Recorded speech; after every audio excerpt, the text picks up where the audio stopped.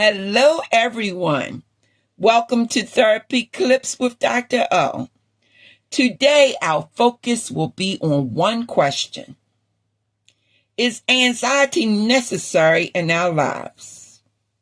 I want you to know that there's a benefit to anxiety.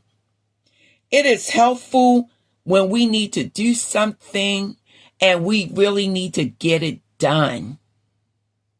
And so it becomes beneficial when we need to study for an exam, when we need to prepare for an interview, and if you like to run, if you're in a race, or if you're on stage performing, you feel that anxiety.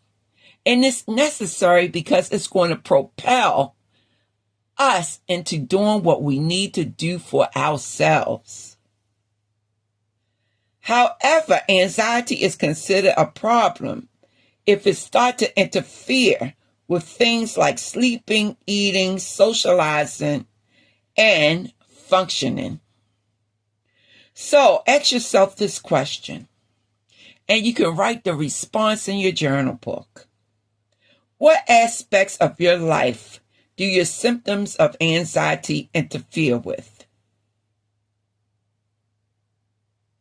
You can start with, my anxiety affects me by, and then write a statement or a couple of statements of how your anxiety interferes in your life. I want you to understand that anxiety is a general term for a classification of disorders that cause a person to feel nervous, fear, apprehension, and worry. I want you to understand that everyone experiences anxiety, but the degree of anxiety varies for different people. And then with this degree of anxiety comes this whole cascade of symptoms that we talked about in a previous video. So, I am now going to let you know that sometimes a person experiences these symptoms and don't know what to do when they are experiencing these anxiety symptoms.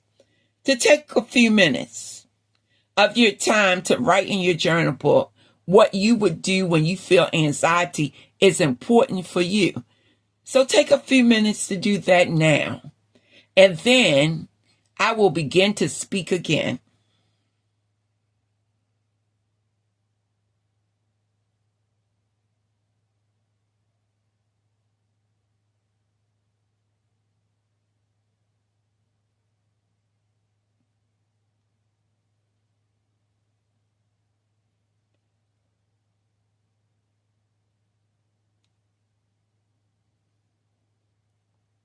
All right. I know you have your way of coping with anxiety, but I just want to put you on point with some things that you could do. Okay? So let's talk about changing your thoughts so that you can change your behavior. This is called cognitive behavioral therapy.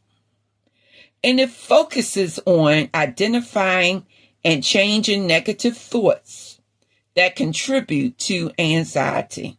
So you can do this by, you notice that there's something negative that you're thinking. You can change your thought by engaging in positive self-talk. Or you can use a distraction technique, like listening to music or going out for a walk, doing arts and crafts, enjoying nature, are some of the things that you can do. Let's move into the next category of what you can do. Relaxation techniques include deep breathing exercises. You can engage in meditation, or you can engage in progressive muscle relaxation. And in a previous video, I sent out how to do these activities. I will send it out again. It's no problem for Dr. O. Now, let's talk about some lifestyle modifications as the next category of what you can do to manage your anxiety. Get enough sleep. Exercise regularly. Eat a healthy diet. Reduce caffeine and alcohol intake. Let's talk about medication. If the anxiety is too severe for you to manage with just using strategies, talk to your practitioner about medication that you can use in order to manage your medication along with working on your strategies that you are to use. These medications are called anti-anxiety medications. Now, before I go now, you can also use antidepressant medications too. These two work hand in hand. Okay, so now let's talk about some self-help tips. When there's no one else around, it's the weekend, Dr. O is not available, and you need to know exactly what to do. You can help yourself and then tell Dr. O about it when you speak to her. If you are my patient and if you are in my group. So, some self-help things you can do is make sure that you understand what your triggers are and make sure you avoid these triggers. You can challenge your own negative thinking. How do you do this? Well, the best example is when you're watching a TV show and you don't like it, or you're just tired of watching it and you want to see something different, you change the channel. So change your negative thinking into positive thinking. Practice your mindfulness techniques. Be aware of the moment and your feelings that you are experiencing, but don't judge yourself. This makes sure you understand and recognize, and then go into your techniques. And also, the final thing you can do in this category is call a friend. That particular person that you talk to and you have such a good time talking to this person that it always results in some type of laughter, reminiscing, and talking about good times. That's who you should talk to. Okay? Now, here are some additional tips to end out this communication with you today. You can join a support group if you don't have a group of friends. Connecting with these individuals who have anxiety disorders just like you do can be very, very meaningful. And not only that, you can share information and gain new friends. Make sure that you are attending your groups.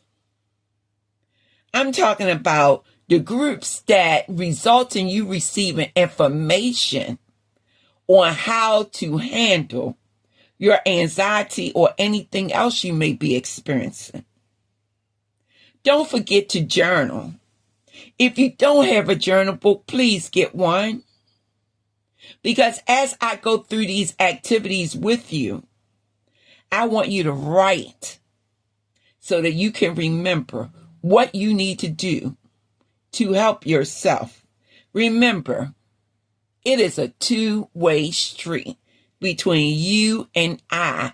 And if you're a part of the group and everyone is an active participant, it's between you and your group members.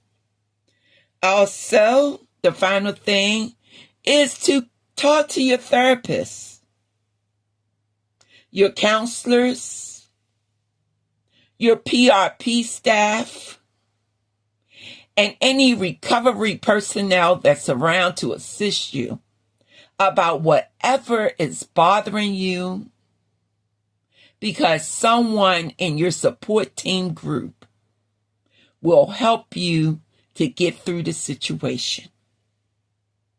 All right, now, that's beautiful. That is beautiful and wonderful. So I like to bring this conversation to a close with saying you should have a peaceful day. Don't let anxiety or situations or stress wear you out. Now, I know sometimes it will, because even Dr. O get worn out sometimes. It's the truth. But I know exactly what to do. I need to manage any symptom that occur. For example, I'm going to turn on some jazz music and have a good time. Yes. It doesn't mean that I have to do anything that's extravagant. Sometimes I say, well, I'm going to go out to the gym. I'm going to exercise for a while. Or I'm going to go down to the park, the waterfront park that is, and I'm going to meditate in front of the water. Around me is nothing but trees and other people, and they're doing the same thing. Sometimes I just sit on the bench and watch people and see the activities that they're doing and just enjoy myself, enjoying watching them. So it doesn't have to be much of anything, but something to take you away from how you're feeling so that you can begin to feel better. Well, anyway, I said I was going to bring it to a close now, didn't I? Be peaceful and have a blessed day.